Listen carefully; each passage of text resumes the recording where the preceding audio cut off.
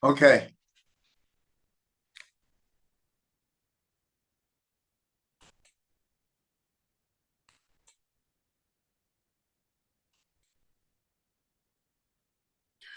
Welcome, everyone, to The Wandering Jew.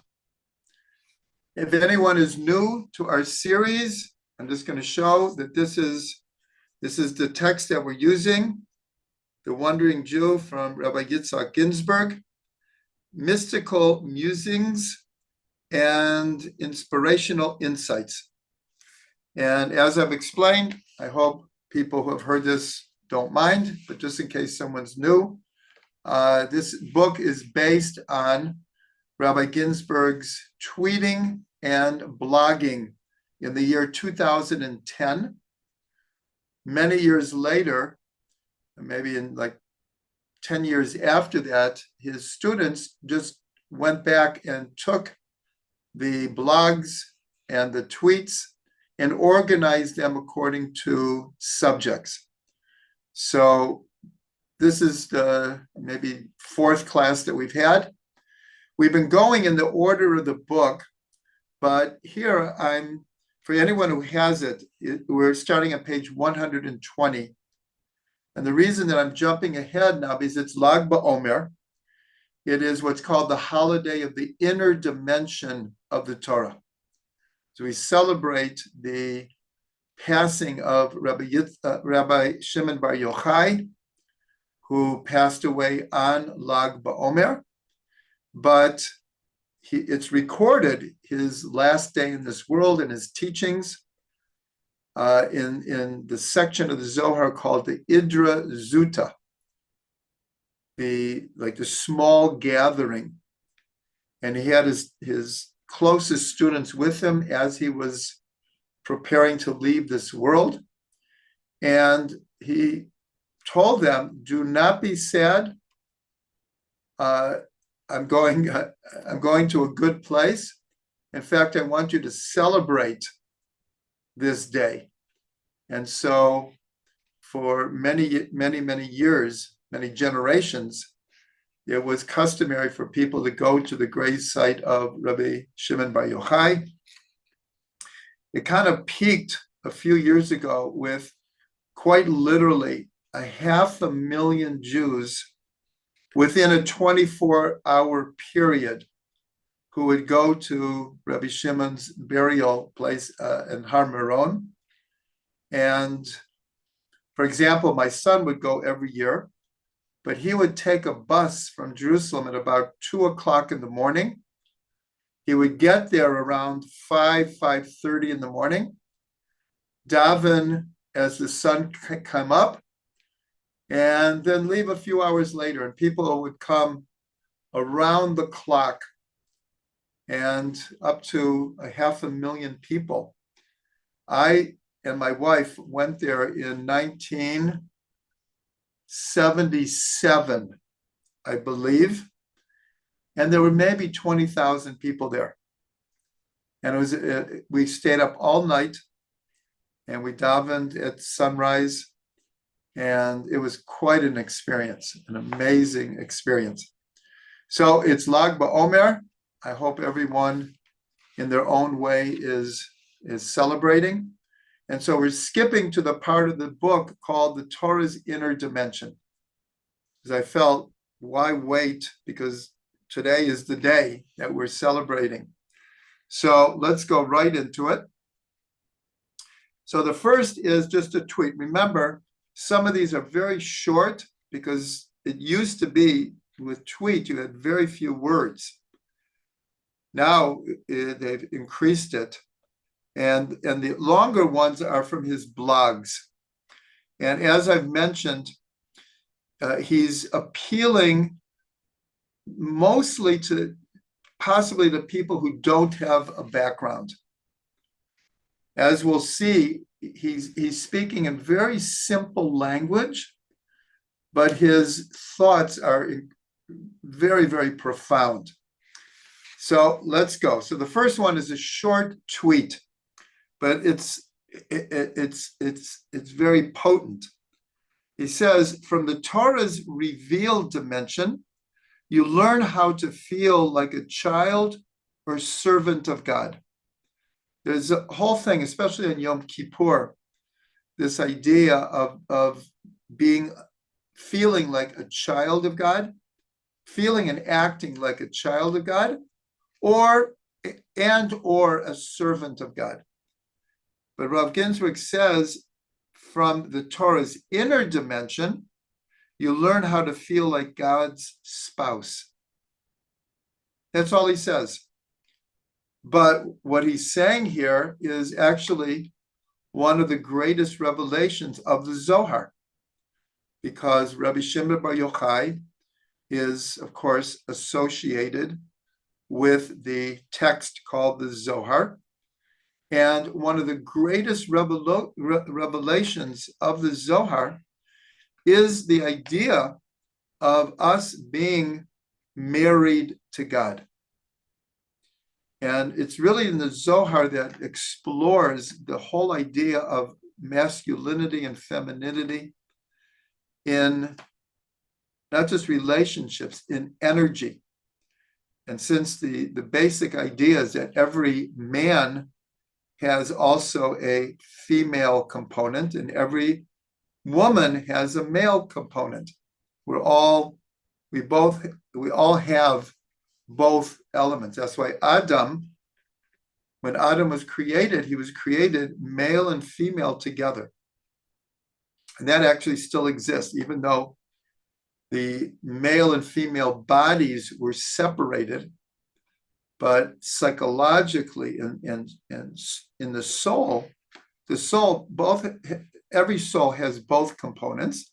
But obviously, a man has more of the masculine attributes, and a woman is more of the feminine. So here he just says a beautiful thing. He says the revealed Torah helps us feel like a child or a servant of God, which is a very high level. But here he says that the inner dimension, we relate to God more as God's spouse. And here, God is, even though God has both aspects also, the Shekhinah is, as it were, God's feminine aspect. But we usually, address God in the masculine, he.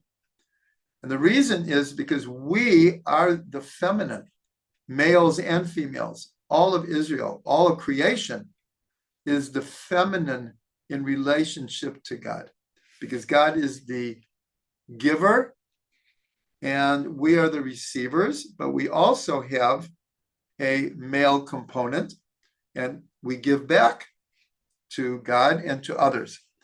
So this is very, very connected to Lag BaOmer, where we're celebrating Rabbi Shimon Bar Yochai and the whole mystical tradition. That's why it's called the holiday of the inner dimension of the Torah. Okay, now he goes to his first short blog called Water and Honey. So he says like this: Torah is likened to water, milk, olive oil, and honey. Meaning, in different verses, in different books of the Bible, of the Tanakh, Torah is equated with or likened to water, milk, oil, and honey in different verses. Each has a different viscosity, meaning a different degree of resistance to flowing. Water has the lowest viscosity, which means it flows the fastest. Honey has the highest, which means it flows the slowest. So we all know honey pouring from a jar goes very slowly, and water, of course, pours quickly. So he says water symbolizes the Torah's revealed dimension, flowing quickly from its high origin to our low reality. So in other words, when Torah is equated to water, it's talking more about the revealed Torah. That's why in the book of Isaiah, Isaiah says, all who are thirsty, let them go to the water. And the rabbis have explained what it means is all those who are thirsty for spirituality, to closeness to God, they should go to the Torah, the water of the Torah.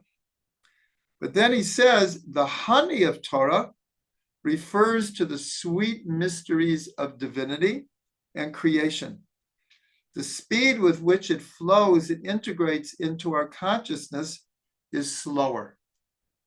In other words, to integrate the inner dimensions of the Torah, it's in a certain way sweeter, but it takes longer to be able to truly integrate the inner dimensions of the Torah, because we have to really work at the deeper meanings of every letter, every word, every verse, every mitzvah, every story.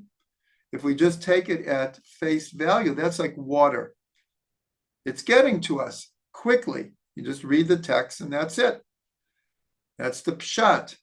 That's the literal meaning. But if you want what's called the remez and the drush and the sod, the more allegorical, metaphorical, symbolic, spiritual, mystical meanings, it's more like honey. You have to dig very deep. So what's interesting is last night, I mentioned I had the great merit to be with Rav Ginsburg. And the theme of the whole night was fire, because we know that the main, call it custom of Lag BaOmer is the bonfire. And so the whole night, and his teachings were interspersed with very joyous music. Of course, Rabbi Shlomo Katz, it's his shul, great musician. And Yosef Karduner was there. If anyone knows who he is, his music is, oh my gosh, the best of the best. But in between was teachings. I got home at 2:30 in the morning. It just went on, but the whole thing was fire. And so here he's equating Torah with water and honey, but in a different paradigm, he was comparing that again, what he said here, the revealed Torah is like water, but here he was dealing with 4 liquids: water, milk, oil, and honey. But we know also that the Torah equates God himself with fire, and that the Torah is called Eish Dat Lamo, a fiery law to his people. And so he was saying that the revealed Torah is like water, but the inner dimension of the Torah is like fire.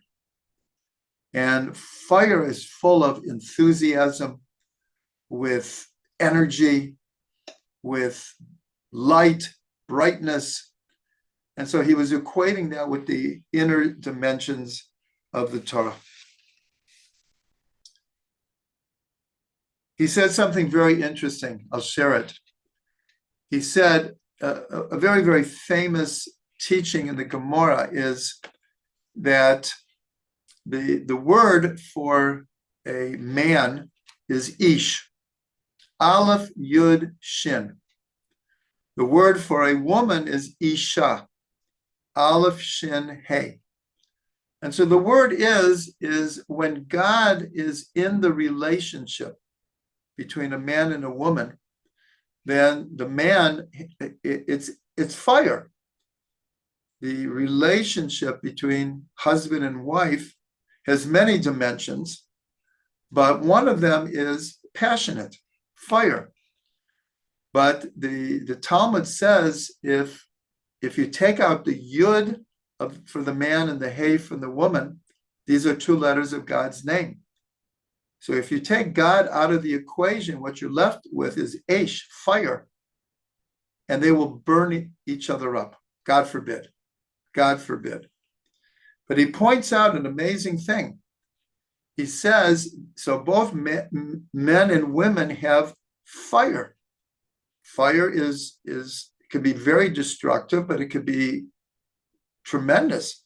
Light, warmth, incredible contributions to our lives. But he says that in a man, the yud is between the two letters of Aish, Aleph, Shin, but there's a yud in between.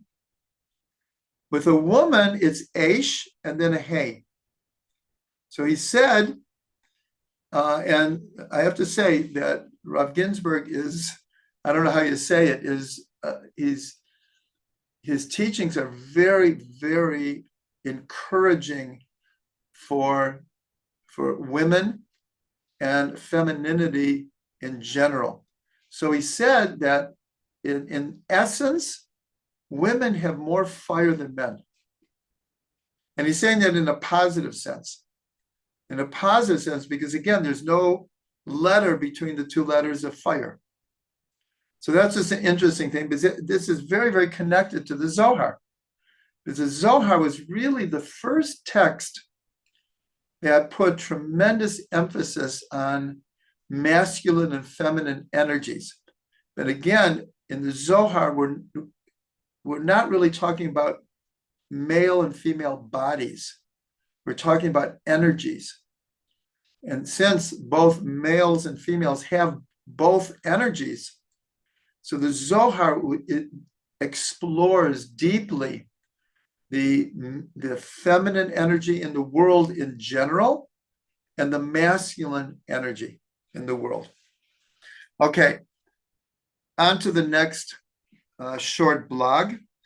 This is called Redeeming Souls Then and Now. The greatest mitzvah in the Torah is freeing someone from captivity.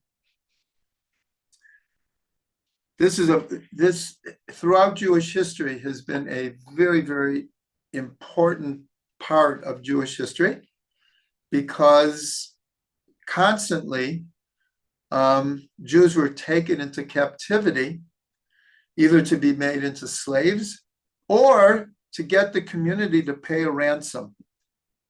And they found that it was a quick way to riches. But here we see in the last few years the importance of redeeming our captives. And so it's a very current kind of idea. So he continues. In Hebrew, it is literally referred to as redeeming a soul. Today, redeeming a soul means freeing someone who is caught in false belief systems. So here he's expanded the idea of redeeming captives to the idea of people who are captives to foreign cultures or influences. And so he says, here we call it kiruv. In other words, to reach out to Jews, and according to Rav Ginsburg, where it's time to teach the whole world Torah, is to redeem souls, is not just captives in body, but also in spirit and in soul. Redeeming captives is different from what it used to be. It used to be about simply paying a ransom. Today, it's done in spreading light, in particular, the light of Kabbalah and Hasidut. Again, this section is so appropriate for Lag BaOmer, the holiday of the inner dimension of the Torah. So the whole idea of spreading Kabbalah and Hasidut is redeeming people from false identities, false philosophies, false ideas. But listen to what he says now. But even today, there is a monetary ransom to pay. We need technology to spread the light, and it's not free, but a little goes a long way. So this is a very interesting thing, because anyone who's involved in Jewish education, Jewish outreach, kiruv, knows that call it for better or for worse, we need money to do our work. It's as simple as that. It's as simple as that. So as the phrase goes, a word to the wise is sufficient. So obviously, I also have an organization to run, and I will take the time to thank many, many people who are live with us tonight. But as I've explained many times, by the end of the week, because how we share it on our social networking, which is what he says, that to spread, we need technology. So hundreds of people by the end of the week will be part of this class. So a word to the wise is sufficient, and we always appreciate whatever support that we have to allow us to continue our work. But it's just interesting that here this is Rav Ginsburg speaking, who, as I've said, in my estimation, is the greatest teacher of Kabbalah and Chassidut in the world today. Others would say he's one of the, but I'll claim that he's the greatest. But here he's being what's called tachlis. He's just talking simple reality in order to put books out and be part of social networking. You have to have people, and people have to have a livelihood. So here, this is Kabbalah in the most literal sense. Now, the next one is a tweet. So again, it will be very, very short. It says, Kabbalah is the science of creation, taking us behind the scenes and telling us it's the making of the story. In other words, how does the story, some people say that the word history is his story, could be her story. But the idea is that all of creation, all of reality is an unfolding story, could put it in those words. And Kabbalah is the science of seeing what is making this, what moves the story, moving pictures, who's behind the movie. So then he says, Chassidut is the portrait of the Creator, who is unseen even behind the scenes. So here, this is very, very reminiscent of what we learn about Purim, because we know that God's name is not mentioned in the Megillah. We're told it's the only book of the 24 books of the Tanakh, of the Bible, that God's name is not mentioned. And so you read the whole story and like, where is God in all of this? That's why they made a holiday.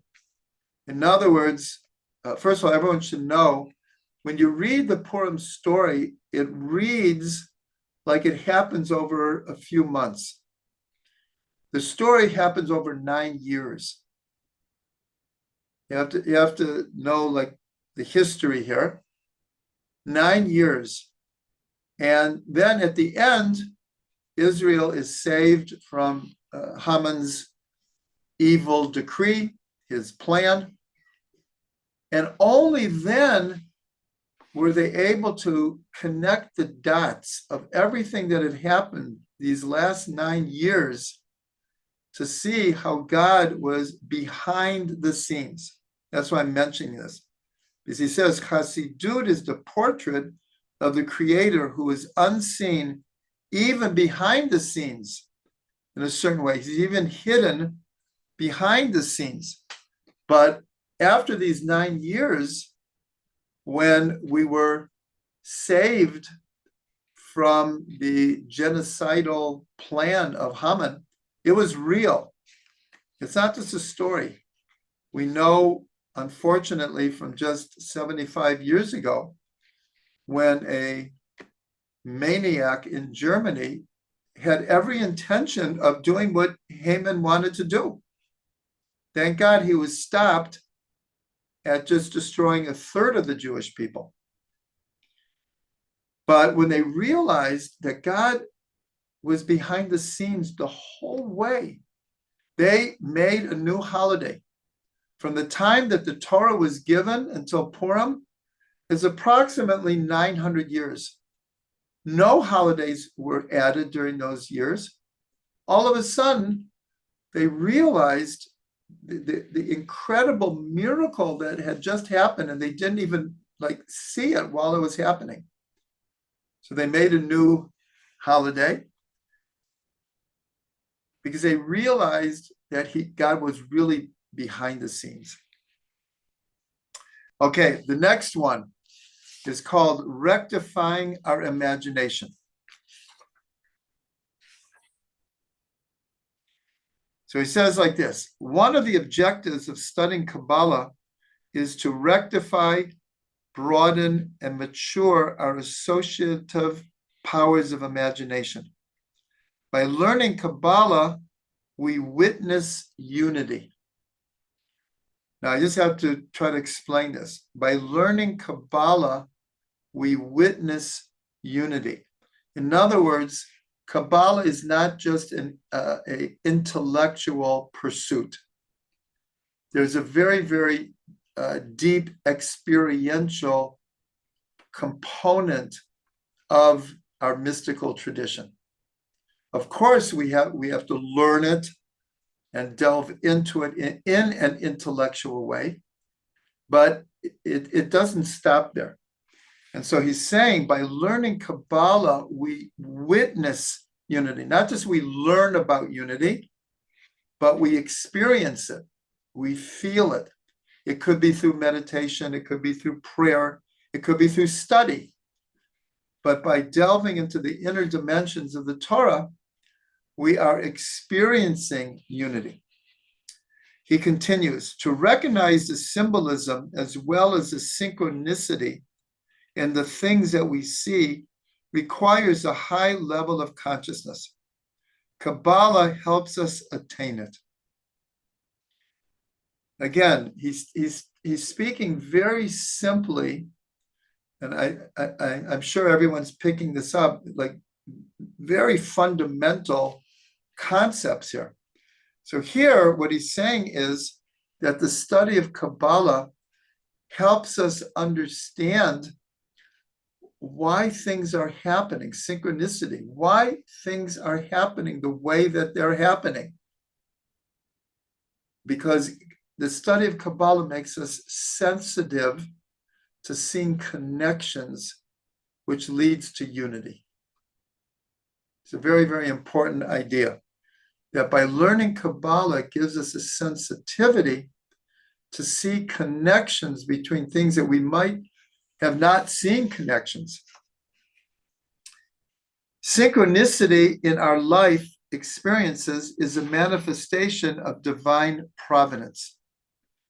So in other words, when we're able to see connections, the measure for measure, the reasons, the cause and effect that is going on in our life is a manifestation of divine providence. Again, it's a one-sentence statement, but it's so fundamental, because the more sensitive we are to understanding the why things are happening in our lives and in the world the way that they are, the more we're witnessing divine providence in action. God is constantly talking to us. Learn to understand his language. So here, you see, he's like talking straight to us. He's not like talking about, he's talking straight to us. Learn to understand God's language. Try to relate what you see and hear to the weekly Torah portion. God looks into the Torah and creates the world anew continuously. I'm going to read that one again and try to explain it. God looks into the Torah and creates the world anew continuously. So it says in the Zohar, which is we're celebrating today, that God looked into the Torah and created the world. And it's usually given over in the past. In other words, before creation, there was no world. So how did God create the world?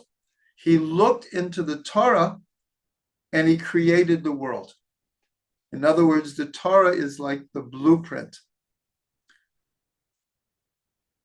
But here, if you caught the subtle change here, first of all, he says, try to relate what you see and hear to the weekly Torah portion. This is a fundamental concept in the Tanya and in Chabad and in Hasidut in general. The idea of looking into the weekly Torah portion and the holiday that's happening right then, or the upcoming holiday, to see what is happening in our own lives and what is happening in the world.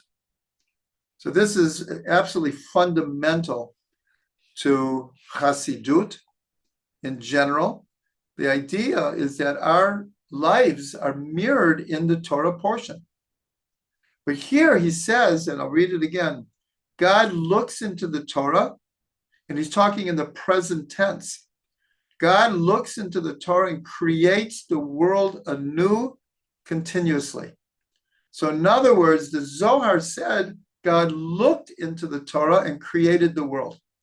But we know, actually scientifically, quantum physics, that new energy particles are coming constantly into being and out of being. Every billionth of a second, every atom in the universe is being has an influx of particles that literally last for a billionth of a second, and they disappear from reality. They are consumed. So here it says, it's not just, okay, we look in the portion and we see what's happening in the world. Why is that? Because God is looking into the portion and recreating the world anew continuously. So this is, it's really a further development of the idea of the Torah being the blueprint. It's an ongoing blueprint.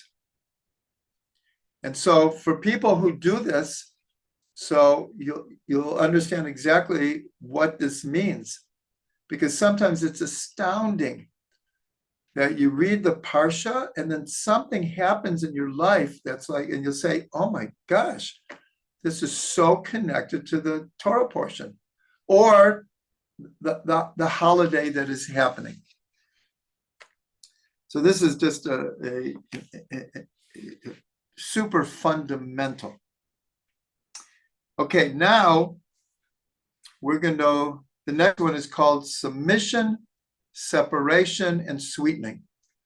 For those who have been coming to these classes for a while, know that this is a concept from the Baal Shem Tov that Rav Ginsburg uses all the time.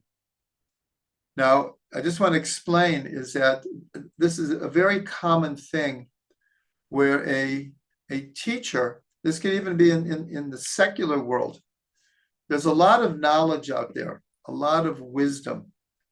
And in most cases, a teacher will latch onto certain concepts, and they latch onto it because it's meaningful for them.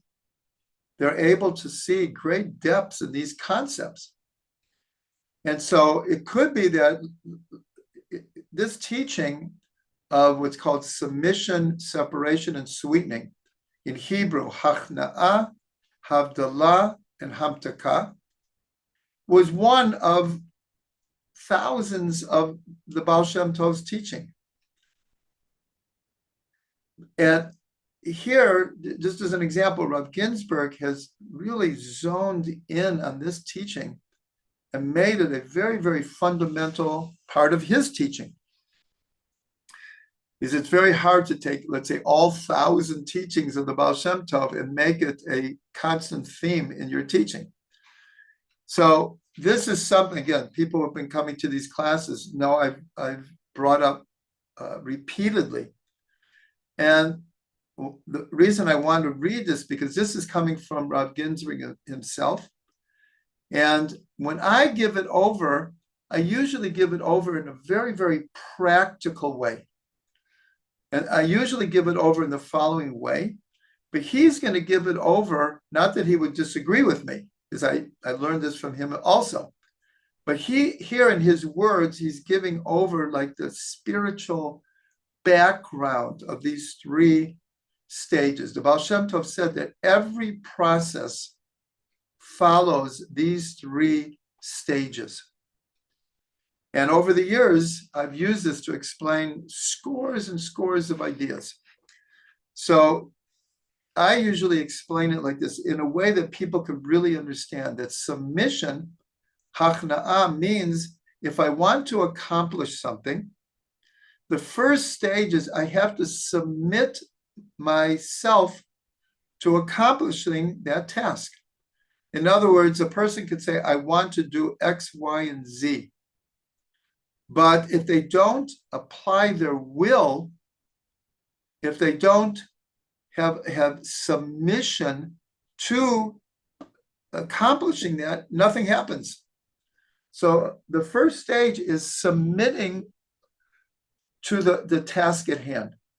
Separation, havdalah, means to be able, once you've set your goal, then there are things that will help you accomplish that goal. And there are things that will take you away from it, will distract you.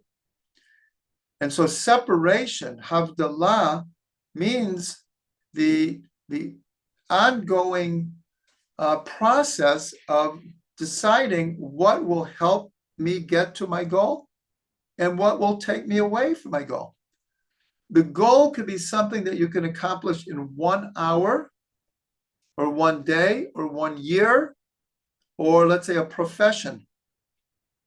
Let's say someone wants to be a doctor. Well, to go through undergraduate and graduate and residency and the whole thing, it's a 10-year process. So some processes can take 1 hour, some processes take 10 years, but it's the same process. And then the sweetening is when I've accomplished it, I feel good about it. I feel it was worth it. I'm happy with the outcome. I think we all know situations where we put a lot of effort into something and then it doesn't turn out the way that we had hoped. We put all this effort and there's no sweetening there. It's just, I wasted my time, or leads to frustration. But if you accomplish it, so we have a right to feel good about it. But that feeling good about it has to be directed to acknowledging and thanking God for the energy and the assistance to accomplish it. That's the greatest sweetening when we can thank God for helping me. Then we feel God's closeness. So now, having said that, here I want you to hear Rav Ginsburg in his own words, how he describes it. And again, he's going to describe it not as practical as I just did. So he says like this: the Baal Shem Tov taught that all spiritual service entails three developmental stages of consciousness: submission, separation, and sweetening.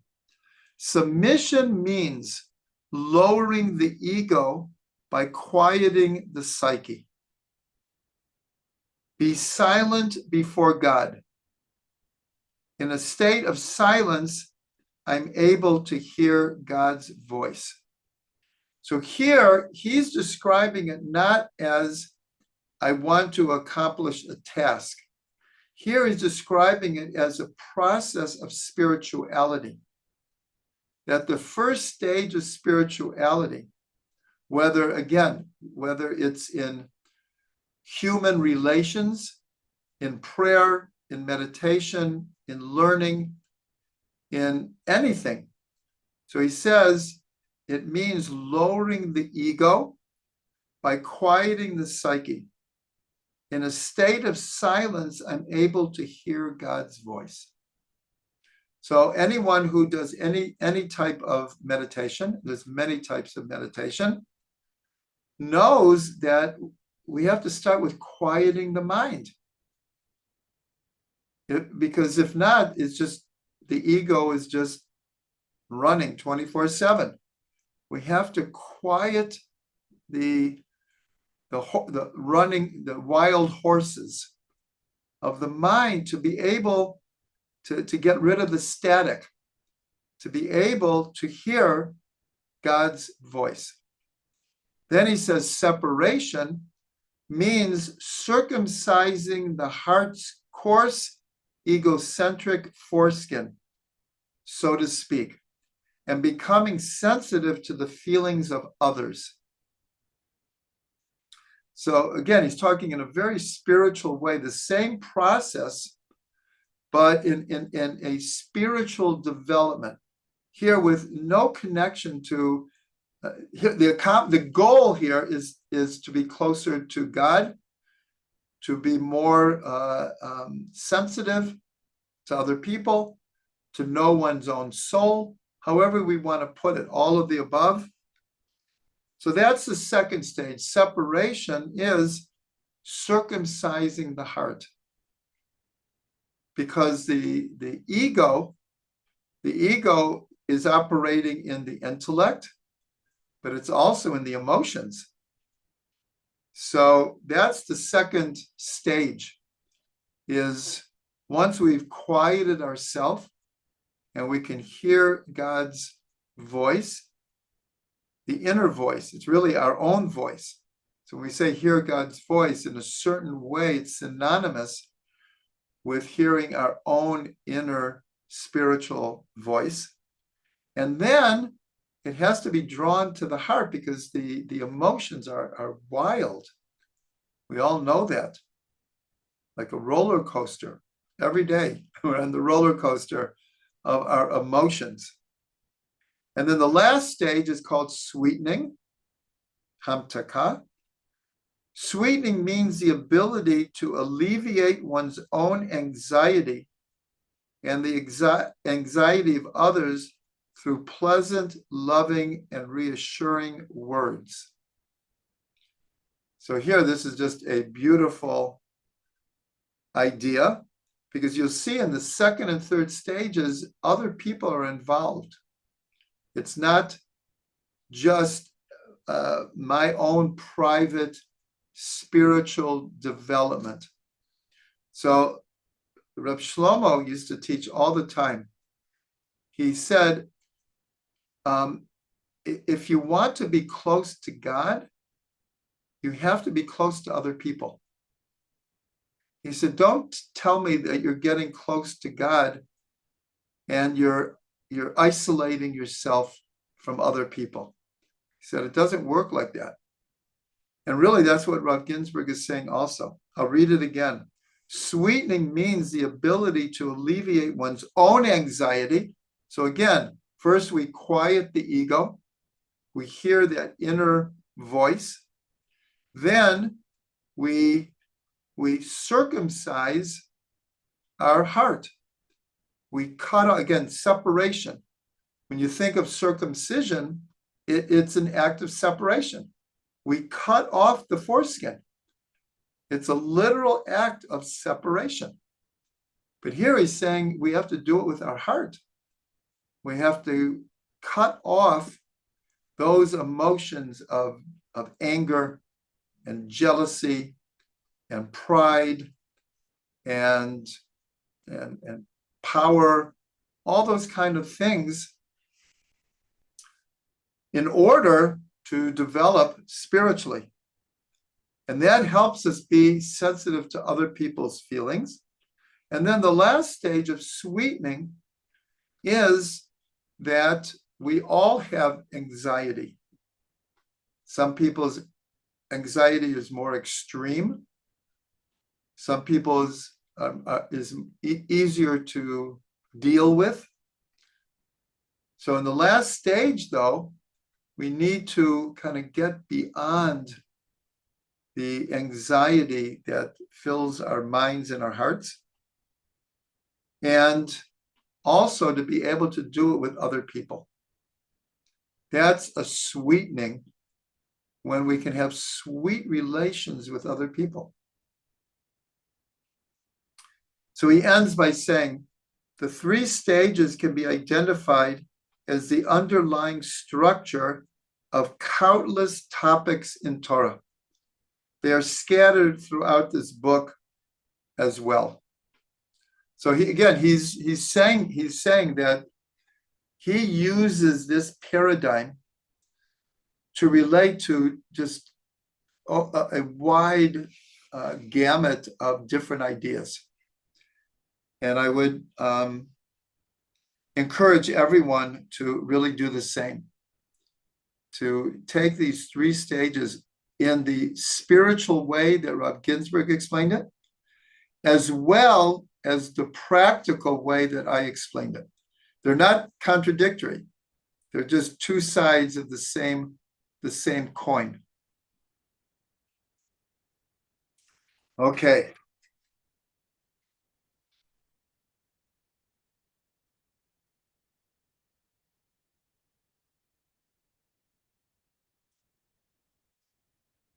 So here, I'm not going to read the whole thing. It's a much longer one, but again, since it's Lag BaOmer, I want to read the first part of it.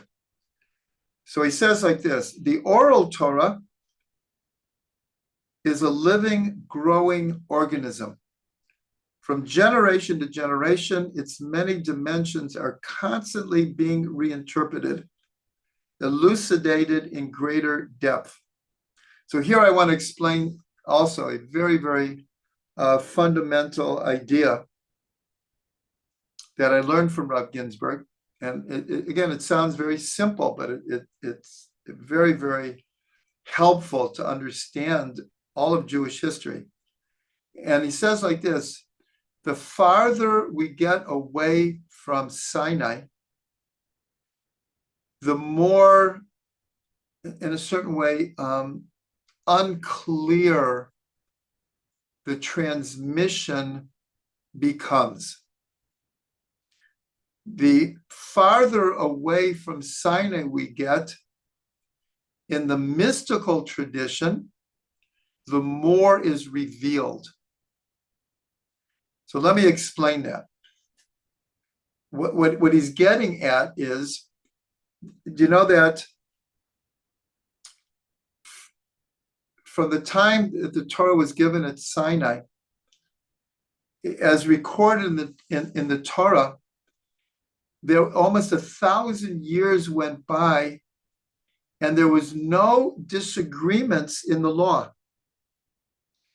And then the Talmud explains that after about 1,000 years, so you can imagine, and this is before computers, the oral tradition was handed down loyally, and people's mind, we can't even understand the greatness of their minds. I heard from Reb Shlomo, because he was born in Europe. He didn't come to America until his early teens. He said that in the yeshivot in Europe before the war, what did they do for, call it fun? They would take a pin and they would put it through the pages of the Gemara.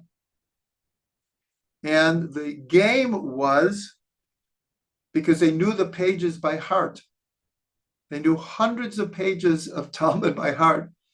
If they see where the pin was going through on page 1, without looking, they could tell you which letter it's going through on page 2, 3, 4, 5, 6. He said that's what they used to do for fun. Now you can imagine everyone holding their, all these kids holding their devices and totally addicted to computer games. A little bit of a difference.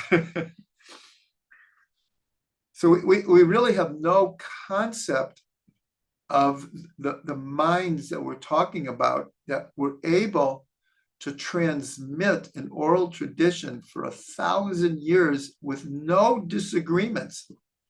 But then they started to creep in. And today, there's a positive side and a negative side. And I think anyone knows, if you have a question in Jewish law today, and you want an answer, it simply depends on which rabbi you go to. In other words, there are so many, and each one has a perfect legal precedent reality to it. It's not contradictory. You could have a person who goes to 5 different rabbis with the same question, and very possibly could get, everyone says the same thing, or could get 5 different answers. And each one would be right. But that means that there's something a little bit not positive about that. There's some unclarity. But in the mystical tradition, that's what he's going to get to right now. The farther we get to signing means the closer we're getting to Mashiach.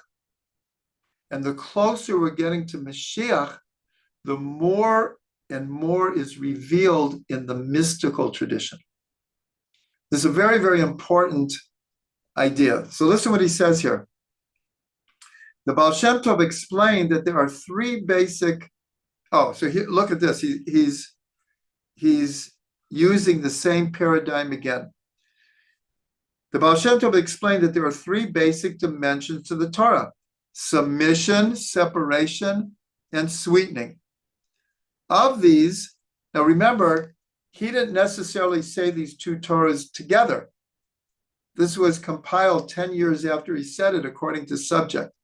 But it's just interesting, after I said how many times that he uses this paradigm, here we have it in 2 ideas in a row. He says, of these, the submission and separation dimensions represent the relatively more revealed aspects of the Torah, which are reinterpreted in each generation. That's why you have so many opinions, and there's something very positive about it, because times change, people change, and therefore, now again, this is not the kind of thing where people say, well, the times have changed, so we don't have to keep Shabbos anymore. Times have changed, so we don't have to keep kosher anymore. Now, we're not talking about that.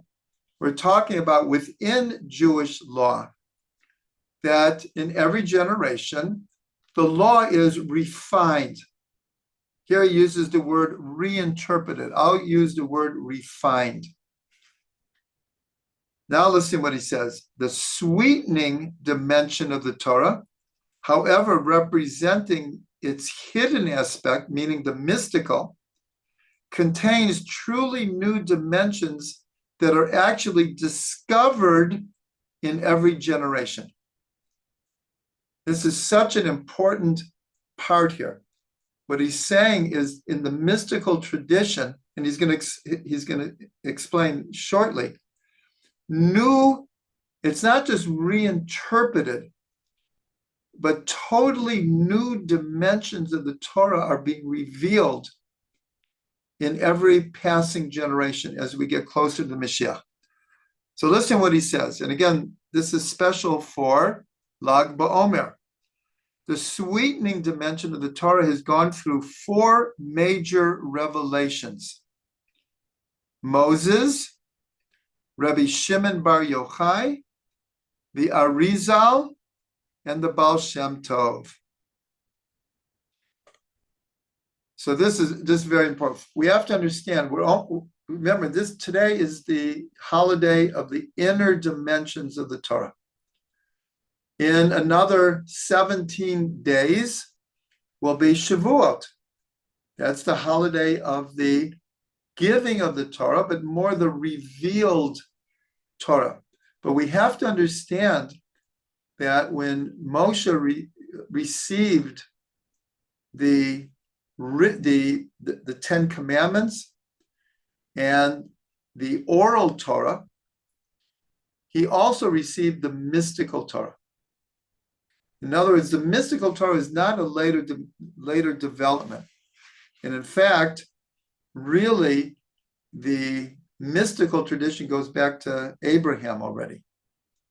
So Moshe, he received the written Torah, the oral Torah, and the mystical Torah. And then we're told that the Zohar says that the soul of Moshe is present in every generation. That a part of Moshe's soul reincarnates in every generation, and it's usually in one of the leaders of the generation, one of the Torah leaders of the generation. Rav Ginsburg says, based on the Arizal, that even though the soul of Moshe is present in every generation, the most fundamental incarnation of his soul was Rabbi Shimon Bar Yochai. That's why Lag BaOmer makes such a big deal of Rabbi Shimon Bar Yochai. So the revelation of the Zohar was like totally new dimension was being revealed of the Torah. It wasn't just that the Torah is being like reinterpreted. It was new Torah that was coming from heaven. The next stage was the Arizal, Rabbi Yitzhak Luria, in the 1550s in Sfat, when it was called the Golden Age of Kabbalah in Sfat. The Arizal was in Sfat for approximately 2.5 years.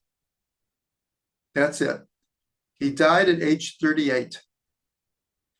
What he gave over in those 2.5 years revolutionized Kabbalah to this day. All Kabbalah today is based on the teachings of the Arizal, who was basing his Torah on the Zohar.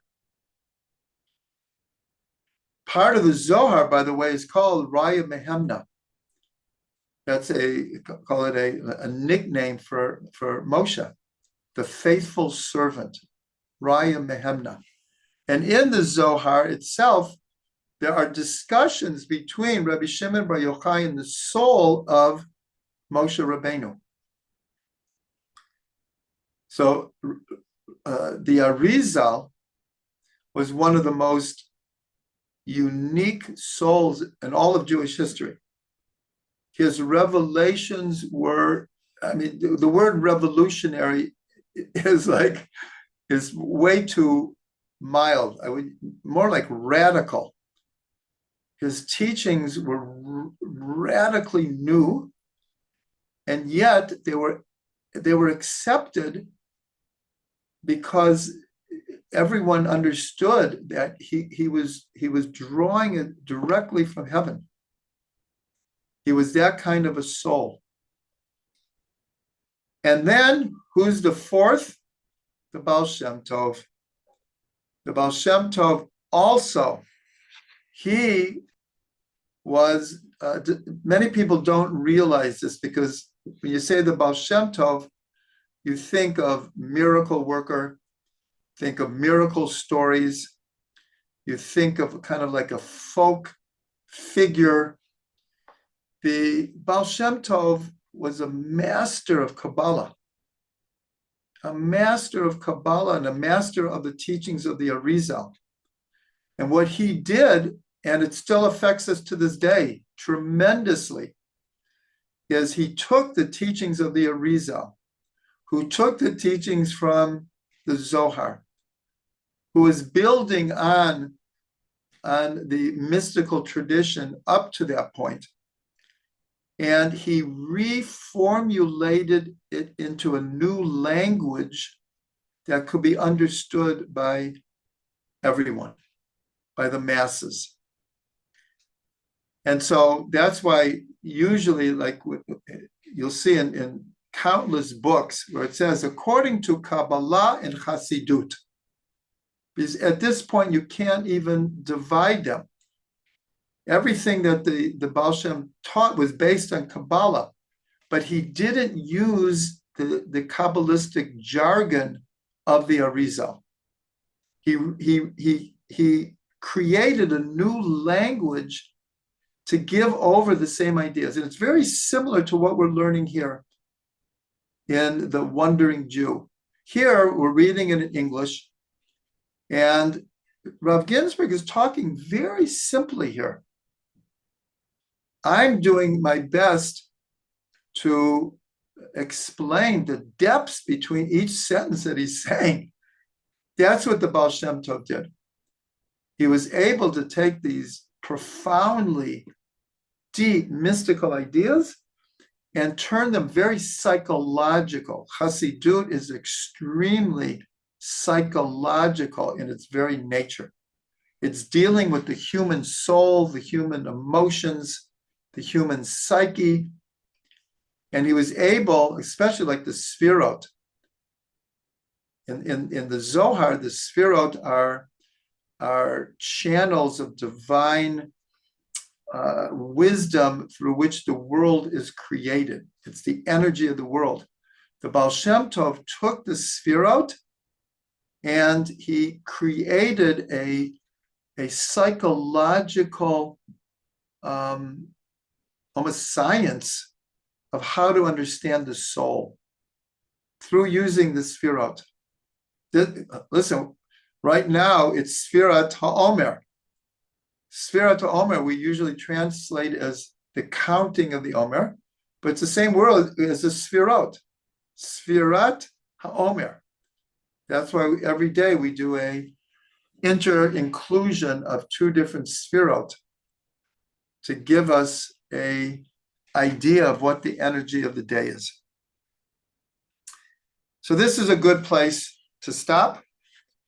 I just want to bless everyone. That one of the most important teachings in the Zohar from Rabbi Shimon Bar Yochai is he said on the merit of learning the teachings of the mystical tradition that is found in the Zohar, that redemption will come to Israel with compassion. And this became the foundation of the Hasidic movement. This idea that by learning and teaching and discussing and integrating the mystical tradition, this is a absolute critical factor in bringing the Mashiach. So someone might say, well, how does that work? But that is what Kabbalah and Hasidut is teaching. That's how it works. The spreading of the inner dimensions of the Torah, which means spreading the Torah. But the inner dimensions, the light, the joy, the depths, this will bring the energy into the world that will bring us into the Messianic era. So this is really one of the most fundamental teachings of Kabbalah and especially Hasidut. And I'll end with this because many of you have heard this, is that in 1746, the Baal Shem Tov on Rosh Hashanah had what's called an Aliyat Neshama. His soul was elevated through prayer and meditation to a very, very lofty place. And in that place, he was in the presence of the soul of the Mashiach. And he asked the Mashiach, when are you coming?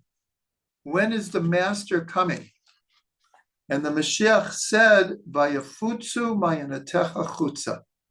When the well springs of your Torah spreads to the farthest reaches, that is when I will come. So we can understand that became the foundation of Hasidut, is to spread the inner dimensions of the Torah to the farthest reaches. And as I always say, this is the only way to understand the Chabad movement and the phenomenal greatness of the past Lubavitcher Rebbe, who sent shluchim, messengers, all over the world to set up Jewish institutions, literally everywhere, in order to do exactly what the Mashiach told the Baal Shem Tov, to take the light of the Torah and spread it to the farthest reaches. So there's virtually no campus in America or Europe that does not have a Chabad. I think they're in, 90 countries now. Chabad is in something like 90 countries around the world. It's beyond belief what he accomplished in 40 years. But it's the manifestation of what the Baal Shem Tov was taught. Vayafutsu ma'anatecha chutza. May we all merit to the secrets of the Torah.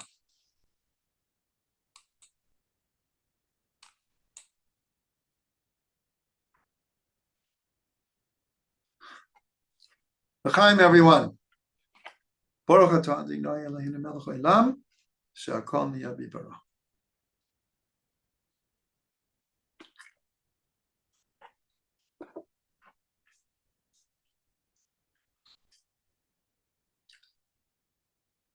I have to be honest. I hope everyone takes this in the right way. I am loving this series. I am just loving being able to give this over. I hope everyone feels the same. But I am absolutely, not that I don't love the other classes that I give, but I'm particularly loving this. I have to say, the Sunday class also, I'm giving over Reb Shlomo's teachings on the Parsha. I feel the same way. I'm just in heaven being able to do it. Okay, so let me, what am I doing here?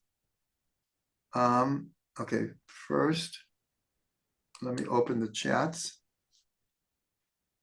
Okay.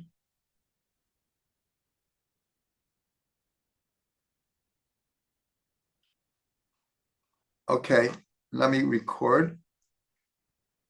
Sunday's class, I forgot to record.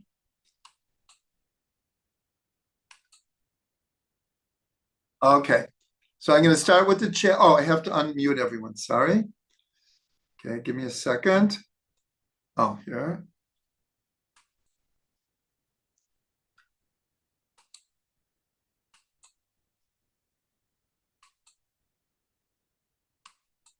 Okay, could someone just confirm with me if you're unmuted? I think I succeeded.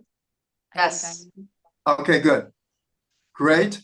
Okay, so I will start with the chats, but everyone is unmuted. Actually, there are not that many chats. Okay, Dennis says, is the sweetening idea to help others one of the reasons why there isn't a monastic tradition in Judaism? I don't know if that's the whole reason, but yes. Judaism is very, very connected to community and to fix the world. It doesn't believe in retreating from the world. It doesn't believe in celibacy. It is very involved in the world. That's why, again, that's why Chabad, their spirituality is helping others first.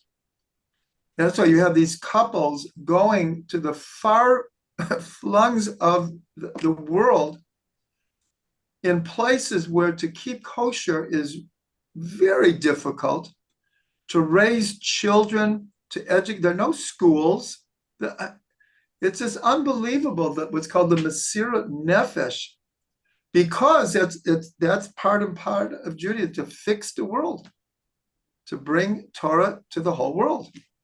So Dennis, that's definitely one of the reasons, yes. Not to retreat from the world and just think of my spirituality. That's why just in general, the idea, even though I do love to pray on my own, but I'm also very loyal to the minyan here. Davening with the minyan is just a very, very important part of Judaism. Community, other people. So, yeah, do you want to say anything, Dennis? No, I think that's a really good explanation. Most traditions and religions have some sort of monastic, ascetic kind of lifestyle where they retreat and they live together, men or women, nuns and priests and swamis and things like that. And I've always been curious, why Jewish people don't have that kind of tradition. And I think you're explaining it really well, how community-centric Judaism is and the idea of sweetening to help others. It's really it's a beautiful thought. Yeah. Okay, good. Okay, so I'm not sure who PC is, but PC says, so you need to ask different rabbis to be able to understand the resolution. But I thought that once you ask one rabbi, you're not able to ask another. Okay, so that's very true. Sorry, PC is Wendy. Sorry, it's a different computer. Oh, Wendy, good. Okay. Sorry. So you're absolutely right. I almost mentioned that, but I didn't, because I was trying to make a certain point. But technically, when you ask a rabbi for what's called a psak, meaning a legal opinion, you have to hold by it. You can't what's called go shopping. What people do, though, is sometimes they'll go to a rabbi and they'll say outright I'm not asking for a legal opinion. I'm asking for advice. And then you could go to another rabbi. Okay.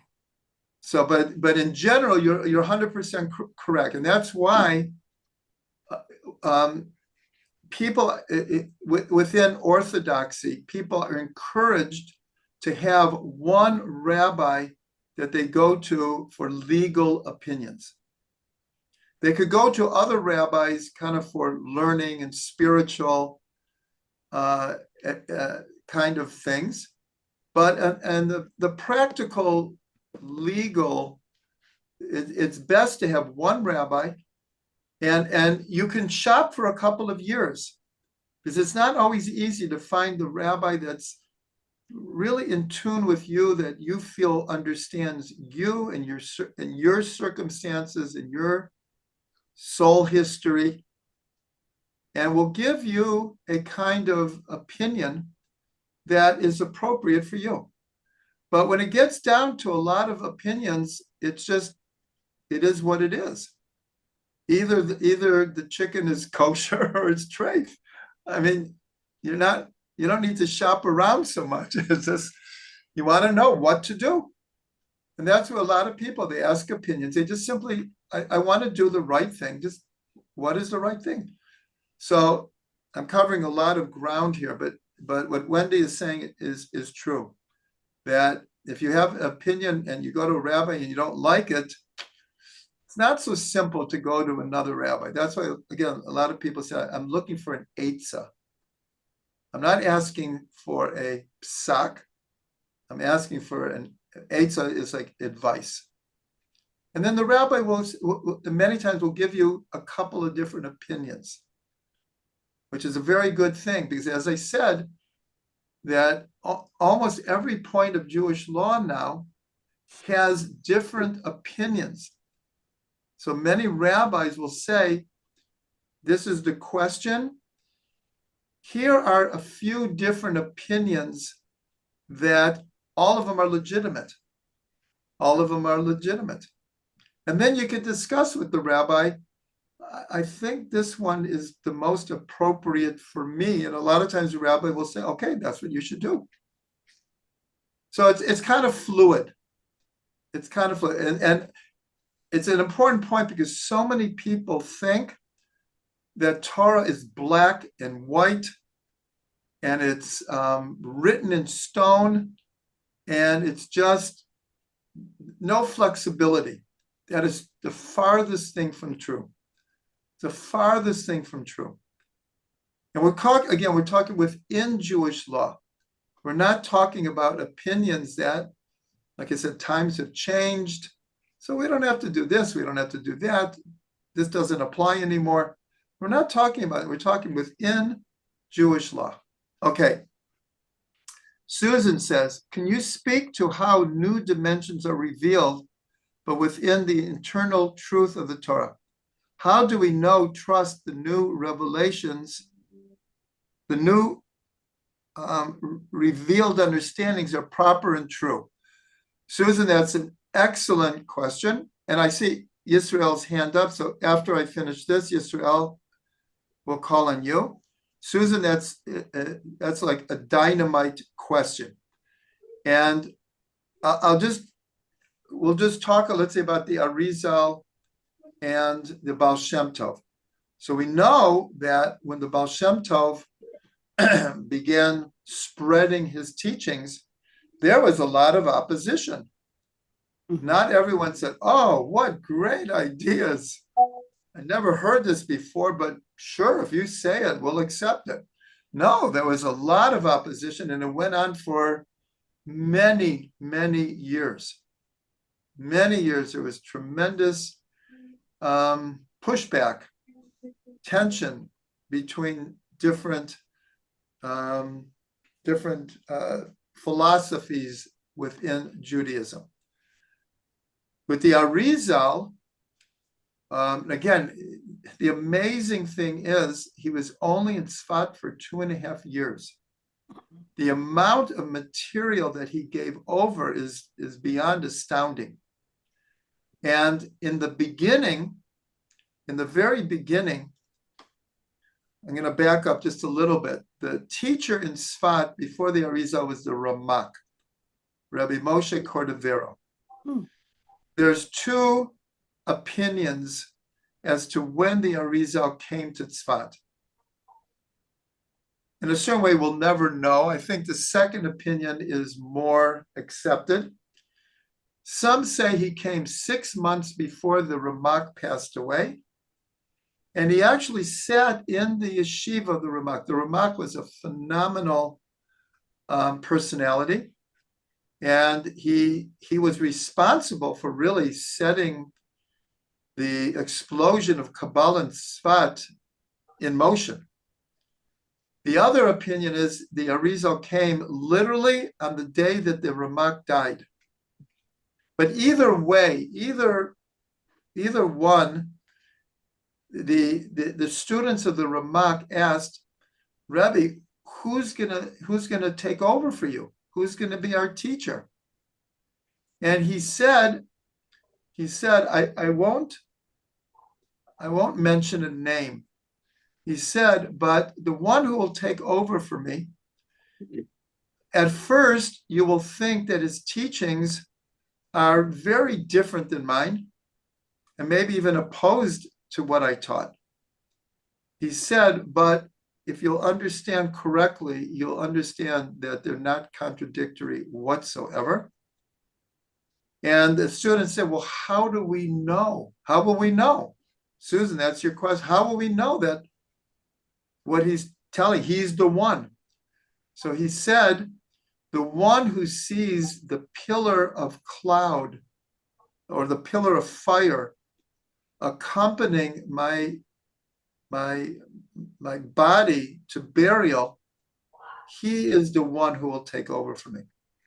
So it's a long story. As the Ramak passed away, and they got to the cemetery, and they had already dug the hole for where he was going to be buried. And again, there's two versions. One says that the Arizal sat quietly in the back of the yeshiva. Others say, and I think this is, most people hold by this, he came the very day the Ramak passed away. And they were about to bury him then, and the Arizal said to everyone there, said, you can't bury him there. They said, what do you mean they can't bury him there? We dug the hole already. He said, that's not where the pillar of cloud is. The pillar of cloud is over there.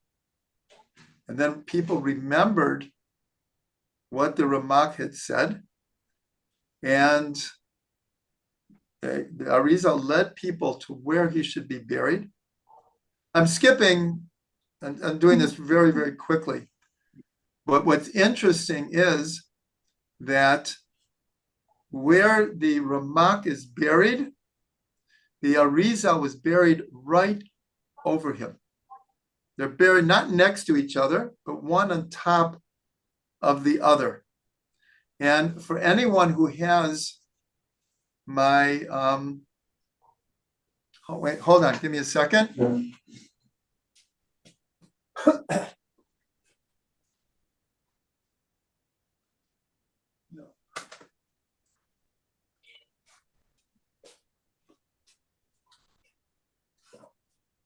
Anyone who has my music CD, Merkava, the back is, this is the Ramak's grave, and right above it is the Arizal's. I go there every year and pray. I mean, thousands of people go there all the time, but they're buried right on top of each other. So anyways, so when the Arizal first started teaching, so some of the students, like again, his teachings were radically new. And some of the students started questioning him. And they said, that's not what our teacher taught. That's not what the Ramak taught. And the Arizal said that if you'll check closely in the manuscripts that the Ramak left, what I'm saying is not contradictory whatsoever. And in short, they went and they checked. Remember, this is before, books came out just, all the time. Things were first in manuscript form, and then they became books. And they checked and they saw that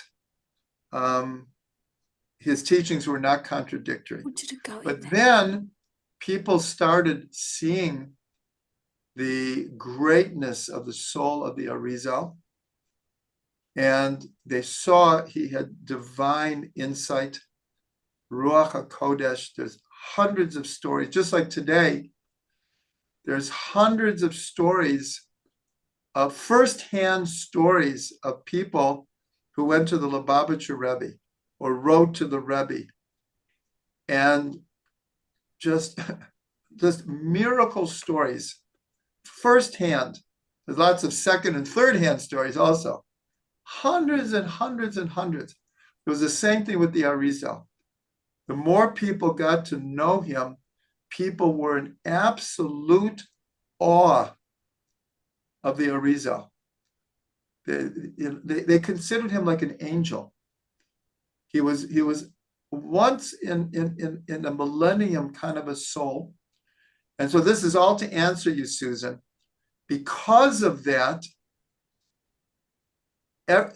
everything that he said was accepted, because they understood that he was revealing from a straight source from heaven. But in general, of course, it's a question. Anyone could come along and say new things. How do you know that they are correct? So, yeah. Susan, you want to say anything? I don't know what to say. I mean, when let's say you clone a steak, is it kosher? I mean, like stuff that is on the cutting edge of where we have these new technologies, and then we have to say, okay, you know, like now we have light switches, and so there's been a holding that it's kindling fire. You don't turn it on or off, right? Is there some way that there's some paradigm? I mean, I think there's something in the morning prayers in the Chabad Siddur that talks about these 13 different, or maybe Yes. that's interpreting the Torah, but does that play into Yes, very much. halakhic rulings in the modern world? I guess that's what I'm trying to ask. Right. Okay. So that's a little bit different. Here, when we're talking about the Zohar, like these new ideas, Mm-hmm. the Arizal, new ideas. And your question is good. Like, how do we know to accept them or not? But what you're now that you are talking, when you're talking about in the halachic realm, it's basically going after the majority. The example that you brought when electricity, and this is happening all the time now, Mhm. because especially in medicine, there are so many new procedures. And the question is always, is it halakhically permissible? And so those kind of rulings, yes, there are different opinions, but usually over a new invention like electricity, it will be decided by a majority of rabbis of that generation. They will look at the new fangled invention. They will look at all the Torah sources. And in most cases, there were people who didn't agree that electricity should be considered fire. Mm. There were opinions like that, but they were the minority opinion. And the vast majority of rabbis decided that electricity would be dealt like fire, and transferring fire on Shabbat is mentioned in the Torah, and therefore that's how we have the law today. So that's the answer. But today, there are so many questions now. There's so Rabbi? many. Yes. I'm showing my Shabbos lamp. Oh, okay. Yeah. Do you know the Shabbos lamp, right? The one it turns on. Mhm. It turns on, and then it on Shabbos, but you don't. Yeah, I have that. We, we have them. But you're not creating, right? It's just Right, you're yeah. but you are changing something. You are changing I mean, technically, I mean, the light is still there in the column. It Yeah, still so you're exists, not transferring light. but you don't transfer. Yeah, but I'm just mentioning, even like this kind of invention, the rabbis discussed it. And before, Yeah. I mean, now there's like 10 different types of Shabbos lamps. There's Yeah. all kinds of Shabbos lamps. But in the beginning, there was a question. And the vast majority of rabbis had no problem with it. So My next isn't door there- neighbor, they figured out how to turn on something with a battery or electric that there's a hefsek. There's a division between the transferring of the spark. And for example, my next door neighbor, who is partially crippled, and a very good friend of mine in Efrat, they have these like golf carts that are made that you can drive them on Shabbos. You can turn them on Shabbos because they figured out a technical way that it's not transferring fire. But again, the answer is the rabbis had to decide if this was legal, and they did. It's always on. So the cart is always on. No, it's not always on. It's not always on. But when you started, there's some mechanism that I can't even. It's the same thing with like what are called Shabbos elevators. There's all kinds of things now. There's Shabbos microphones, and they all work on the same principle, which unfortunately I'm not doing a good job of explaining how it works. But they're considered. Not everyone will use them. They might think like they might be permissible, but I prefer not to use it. But the vast majority of rabbis have approved. Okay, Yisrael has had his hand up for quite a while. You there, Yisrael? Thanks, Rabbi. Yeah, no. First off, love and blessings for the community, Hashem Moshiach, and Rabbi. Thank you so much for sharing from our great teacher, Rabbi Yitzchak Shlita. So when you were speaking about Rabbi Shimon Bar Yochai just before his passing, that reminded of Lahabdil Shalom Aleichem, the author, at his passing, that his ethical will was, and his yortzeit was on Yud, I believe Yud of ER, 1916. Oh, okay. And he said to his children, and his ethical will was read taken into the halls of Congress, into the record of Congress. It was the largest funeral in Manhattan when he passed. There were, I think, maybe 200,000 people on the streets of Manhattan. And he said, and it's a remarkable ethical will. You can see it on the internet. And he said to his children similarly, he said, come out, say Kaddish for me, and you're not able to do it for whatever reason, read one of my funny stories, right? One of my joyful stories. So I like that a lot. And then your brilliant summary of the Baal Shem Tov, Hachna'ah, Havdalah, Hamtaka reminds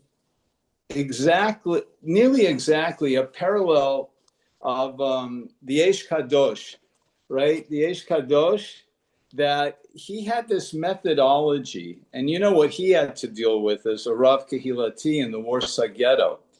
And he said like this, I'm going to paraphrase it, try to do it quickly. He said when he had a technique of witnessing one's thoughts to correct negative habits and character traits.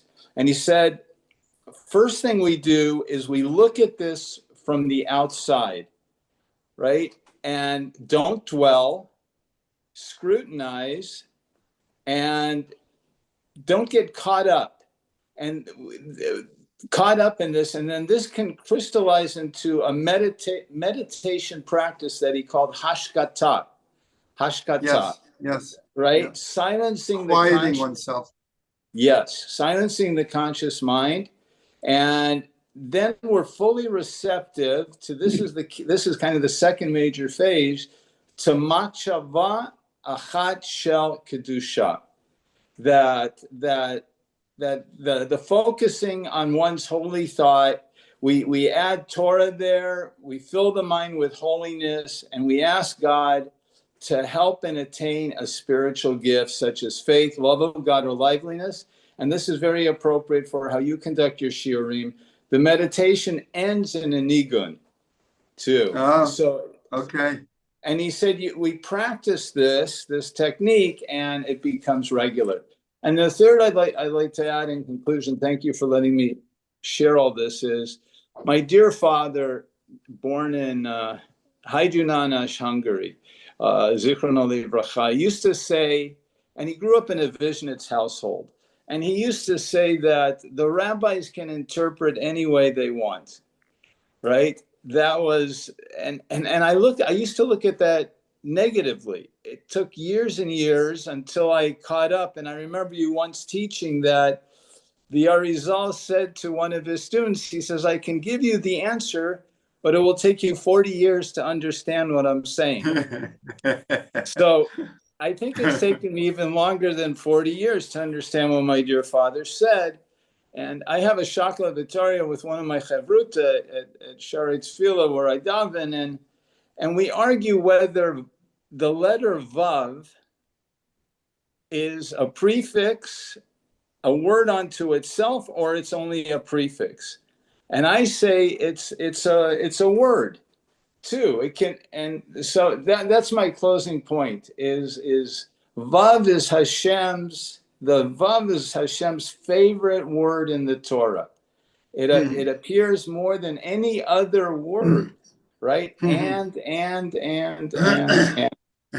I think that fits in with what you were offering today with the many interpretations. This is really andism. Andism. Right? And Torah, and we say Torah Achat. It's the Torah Shebal Pei Veh.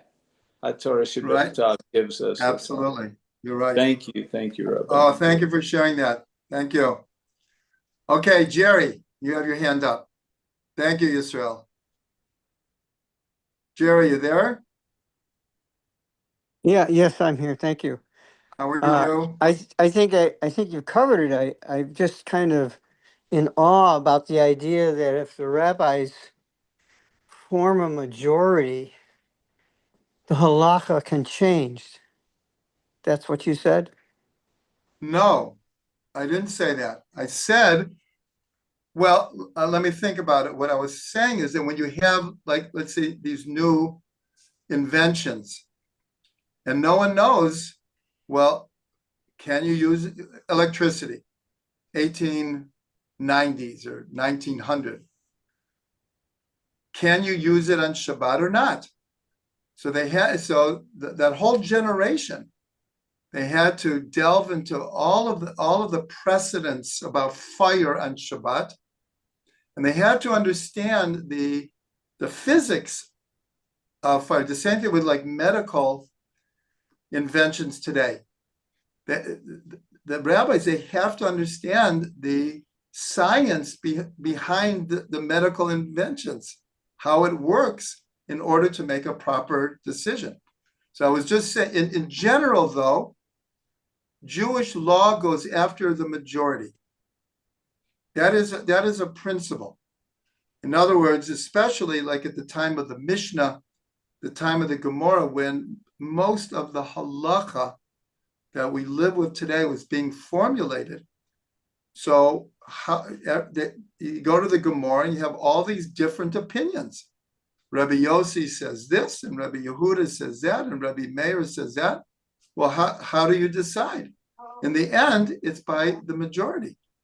And this actually, I wrote a whole article on Parshat Shoftim showing that there are certain principles of democracy are very rooted in the Torah. Very rooted in the Torah. And this is one of them, that is a principle. Majority rules. And once it rules, that becomes the law. Even though there are other opinions. Once the rabbis decide, then that becomes the law. So did I answer what you're asking or not? Yeah, I think so. I'm trying to think about it. So like in the LGBTQ community right now, they're struggling because what was thought of as an illness now is recognized as people are born this way. They have no choice. So if they investigate this, the rabbis. I have to say, that I'm is not not arguing about it one way necessarily or true. another. I'm just It's saying. not necessarily true. I know that that community holds like that, and they want everyone else to hold by it also. But there are a lot of opinions, and I'm not talking about just about Torah opinions, that don't necessarily agree that is necessarily true. So the principle that you're talking about is that, like you said, with electricity, Yeah. if something becomes known and investigated and researched now, and enough rabbis say, oh, okay, we understand this thing differently, they can, by a majority, change the way we follow things. Isn't Up that to what you a said? point. I hear you're right.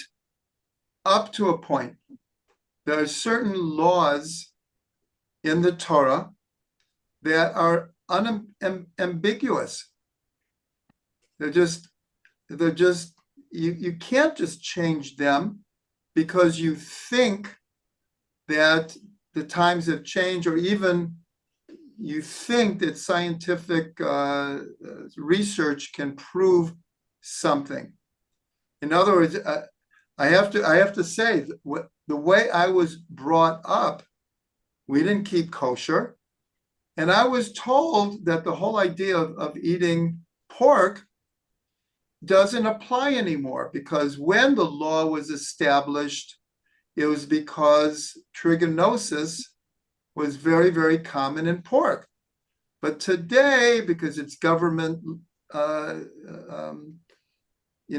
sanctioned, and we don't have those diseases so much among pork anymore, therefore, the law in the Torah does not apply anymore.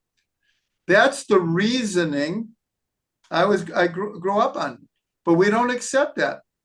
We don't accept that you're telling me that's the reason we can't eat pork is because of trichinosis. How do you know that?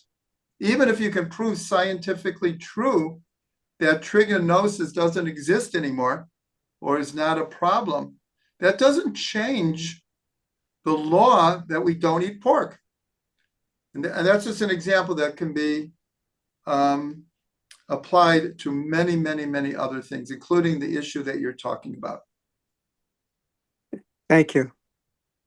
Okay, was that clear? Again, there's different opinions, and I'm just saying scientifically, there's some people hold that the whole idea of sexuality is in the DNA, and it's ingrained, and it's nature, and it cannot be changed. And many people who also do research do not accept that. And they don't accept it because everyone has what are called, what's the right word here? There's a good word for, like, when you lean towards, someone help me here, when you lean towards a certain type of action. In other words, now they You're say talking about choice? Talking about choice? Well, choice, but Free will? no, yes, but Or instinct, you're talking about instinct? Also that, but there's a better word. I'm sorry, I can't think of it. Because now they've even used this or tried to use this in courts of law. That You have what has a precondition or Yes, predilection? yes, that's one of the words for it. That some people, they know now that some people are born with a what's I just can't think of the word, with a I call it a weakness for alcoholism. It's not a choice. It's not a choice that a You're person thinking of has susceptibility. It's talking a about genetic susceptible. predisposition or predilection. predisposition. That's it. It can either be Predisposition. inherited or Yes, passed down. inherited that people, and I've even read that they've used this in courts of law for murderers. That this person cannot be held responsible because genetically he had a predisposition to anger. So I'm just throwing this out, and I don't want to get too controversial here. But not everyone holds by this idea that sexual preferences is something that cannot be changed. Because once you go down that highway, then because they know in the DNA that a lot of psychological or emotional responses are now being tracked to DNA factors. So it's a very slippery slope. Yes. May I jump in here because we Yes. deal with this in our office Okay. in California. Okay. So there can be a hormonal wash, and they are finding out biologically that sometimes the hormonal washes, and I mean, technically when one looks in the Rambam and one looks at in different rulings, they do talk about the tumtum, the androgynous, right? And all these and all these things. So that it did exist, and we are aware of that now. The question really becomes, and Jerry was referring to in the DSM series, the what do you call it? When the psychological traits and so forth, the DSM 2, 3, 4, it's up to 5 now. This used to be listed as an abnormality. For many years, this was seen as an abnormality. And now it's become mainstream. The question really becomes, I mean, unless there's like a person that is androgynous, born with 2 sets of Androgynous genitalia. is different. I have to say, androgynous is different because you have physically two sets of 2 genitalia. organs. It's very different. Right. than- No, that's very different, right? But I'm okay. Forget the androgynous. But I'm saying that there's a precursor, if you will, for a discussion in the Gemara because of that. You know, does a male get to put on tzitzit or Again, or I hear what you're saying, but it's a little bit different than what we're talking about. right? It's a No. So little okay, bit so different. then right, no, 100%. So the hormonal wash. So the next step that people are saying, which can sometimes be true, sometimes the child does not receive the proper hormonal wash. In other words, they don't receive enough of the Okay. gene that is or hormone that's necessary for them to identify as either male or female. But then the next Okay. question really becomes is how is this, you know, it's nature versus nurture, it's genetics really versus behavioralism. Can one Yeah. can one,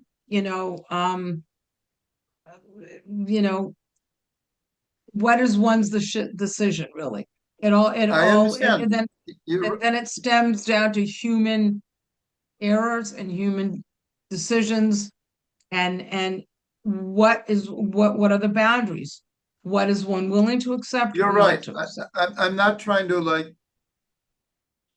make a sock here. I was just pointing out that there are different opinions about sexuality. That's all. There are different opinions of what causes people to identify and have Yeah, no, relationships. 100%. The whole thing. Yeah, no, we That's deal all with it all I'm the bringing time. up. Yeah, Yeah, yeah, we deal with it all I the hear time. you. I every hear day. you, especially in California. Yeah, we deal with it all the time. And when we But and it's when everywhere. someone It's everywhere. yeah, when someone It's comes everywhere. in, you have to be very careful because certain people don't want their pronouns used, and you have to be like I really know, I know. sensitive and careful, and you have to just really call them by name, you know? Yeah, I know. I don't want to go further with this. I have certain opinions and I want to stop here. Yeah. Yeah, it's a very, very touchy, sensitive subject. I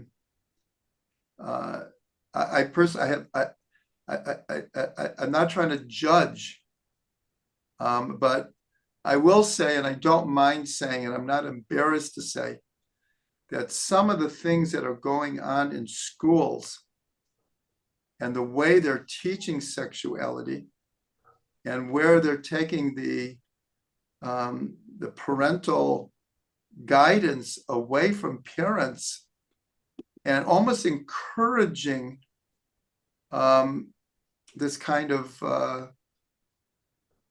sexual changes in young minds. I do take great difference with that. I think you're dealing with like young kids who, you know, their minds are not developed, their emotions are not developed, and just the influences of just it's not healthy. It's really, really not healthy what is going on in a lot of places in America in this particular area. Okay. It's starting to get late, and I always try to get through all of the chats, and we actually have a bunch of chats to go. So I'm going to do my best to try to get through these chats, and we're going to, if you don't mind, we're going to try to keep the discussion to a minimal, because I like people write chats, and I want to honor that. So here we go. David says, it seems there is a relation between the lessening of a specific recall of the letter of the Torah and the greater revelation of the inner Torah as the generations progress. Somehow the first level of understanding and ability in the text must be getting carried forward into modern generations, but in a way that allows time for exploring the deeper Torah. That is absolutely true. If modern people don't have to spend all our hours memorizing Torah because we can do a quick search of the text on a computer, our focus can be on revealing new dimensions. That's a very, very legitimate idea. In other words, to our own brains are being added a gigantic, well-organized outer brain that can be accessed by everyone. So, David, I would say that there's advantages and disadvantages to what you're saying. The advantages are obvious. I have to say, I use it all the time because in my writing, I'm constantly having to sort, to write the sources. And the computer and AI and Google is absolutely instrumental for me to find the proper sourcing. On the other hand, it does make us a bit lazy, and it kind of, it's kind of like probably, I'm not kidding, that most kids today barely know how to do adding and subtraction, multiplication and division in their heads.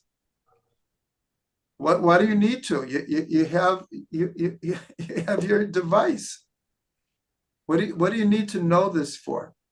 I could just pull it up and do the multiplication. I don't need to know. So there's a negative side, but there's a positive side. It's called the knowledge highway, and it's for real. It's amazing. It's amazing. AI is amazing. But at the same time, everyone is quite worried about like the ramifications. What is it going to do to society? What is it going to do to individual initiative, et cetera, et cetera? Okay, David, if you want to say something quickly. No, thank you, Rabbi. You sure?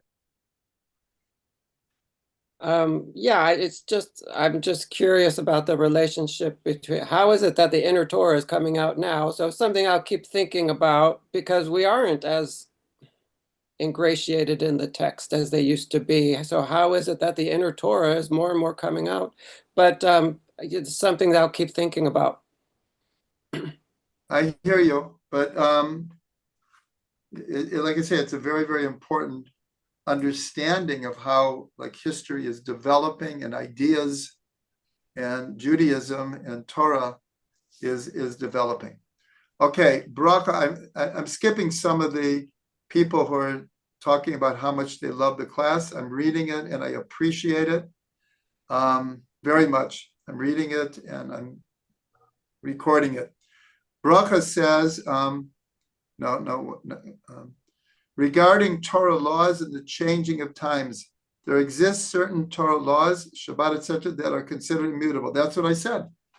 There's certain, like, again, you could bring certain science and say, prove that things have changed, but that's only if you think that's the only factor in the law. Who says that trigonosis, it's just the example that I use, who says that trigonosis is the or the only reason that we don't eat pork? Where do you see in the Torah that it says that? So yes, there are certain laws that you can't change. There are gray areas of how you keep Shabbat. What's permissible on Shabbat? What's forbidden on Shabbat? But keeping Shabbat is done in a certain way. David says in a different chat, is there room for re-evaluation of halacha when a century later we see the results of the decision and the further development of the technology in the modern world? So yes and no. In other words, especially with new devices. So let's say today, whatever it is, there's so many new medical devices. And let's say the rabbis decide, or the majority of rabbis decide that X is the way we'll deal with this device. And then a generation later, it turns out that either the mechanics of the device change or the technology changes, or the original thinking was perhaps based on not proper development. Then in theory, it could develop into a change. In theory.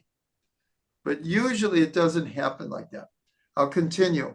How could those rabbis a century ago know how integrated electricity would become in our lives? In other words, the great development of electricity plays into the burden put upon the people of the halachic decision. The decision becomes heavier and heavier as electricity becomes more and more pervasive. I don't necessarily agree with that. In other words, they only made the decision once people started using electricity in their daily lives. It wasn't like the first time that the light bulb went off for Edison that they were already making the decision. They saw how it was developing in society, in people's lives, in people's lifestyles, in their homes, in their factories, whatever. And then they had enough information to make a decision. So the fact that so much of our life depends on electricity now, it doesn't change from the time that they originally made the decision based on certain Torah principles. At least that's how I understand it. Dara says Yisrael was talking about the vav, the letter vav being like a word. So Dara just points out that one of the meanings of the word vav is a hook. That's how it's used in the Torah, in the Mishkan, in the tabernacle. Vavim were hooks. Bracha says, isn't the law of fire basically the question, what constitutes creating? Isn't there a prior spark that needs to be ignited? No, unfortunately, I'm not explaining it so well, but there were people who felt that the way electricity works, and especially something with the grounding of electricity, that they didn't consider it the same thing as fire. Obviously, the vast majority of rabbis did consider it similar enough to fire to establish that we treat it on Shabbos like fire. May I just ask, I'm a little confused here. So isn't it not about whether it's considered Aish, but what I mean, but fire, but whether it's considered creating of that? Doesn't the law come back to what constitutes creation? No, it comes back I to don't what understand that. constitutes we're not- electricity. Yeah, It's because we're it's not supposed to create on Shabbos. So to me, it seems from the fundamental logic I know, it seems to me that if there is a prior, if you will, source of creation, if there's a prior power bar, or let's say going back to my Shabbos lamp, right. if Any electricity if that you there's a turn on before prior- Shabbos, you can use. yeah, there's a prior thingy here, then I can use it because Yeah. I'm not creating, I'm not turning off and on. I hear what you're saying. I hear what you're saying. And But if I take a button and if I'm turning off and on a button on an elevator, on a cart, I'm not saying people should or shouldn't use it. I feel bad, but people, God forbid, need these things. These are devices that rabbis have established are permitted to be used. And again, I can't explain it properly, but these devices have a mechanism that changes the way that electricity works, and you're correct. It's not like But where's the initial spark. creation? Where's the initial spark or creation? That's what I don't understand. Well, I have to admit that I can't explain it correctly, so I can't. And I have to admit I don't understand. Bracha, just look it up. Look it up on Google. Yeah. I'm serious. Okay.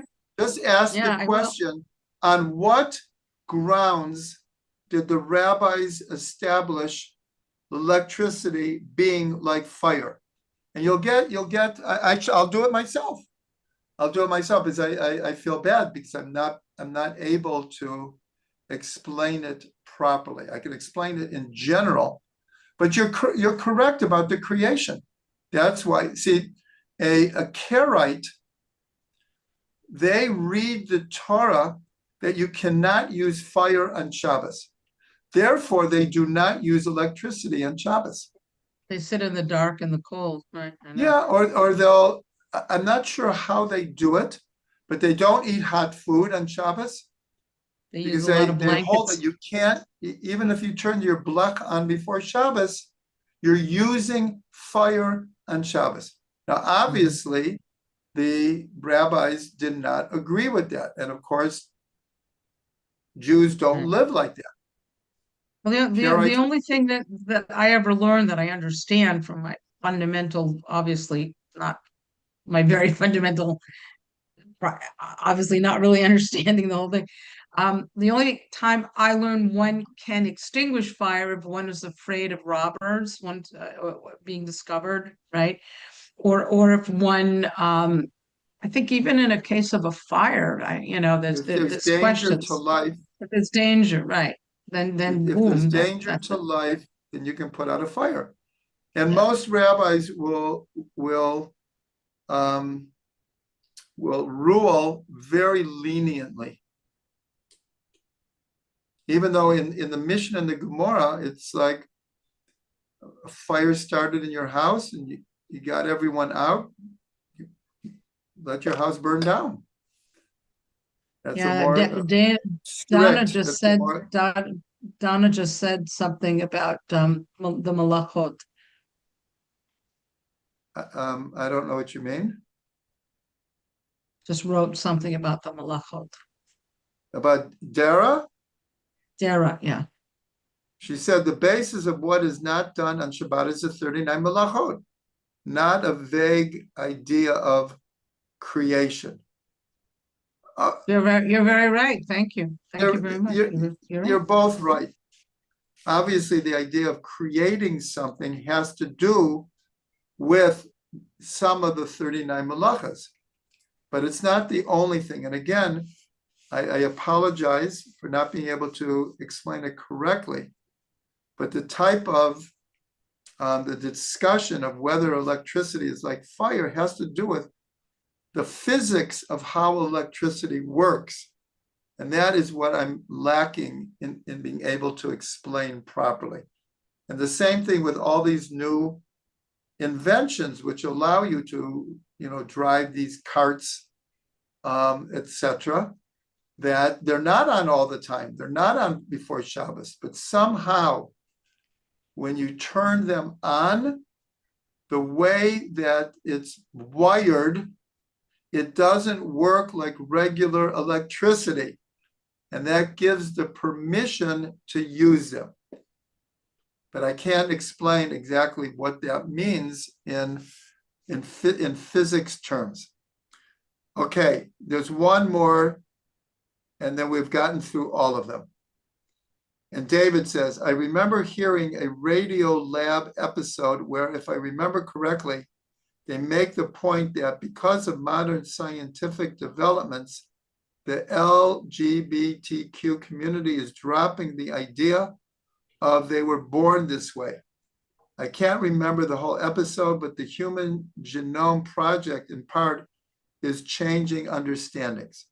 So, yes, that's what we're trying to get to. I'm not trying to tell people what's right or wrong, but there's definitely different opinions whether sexual choices are inevitable.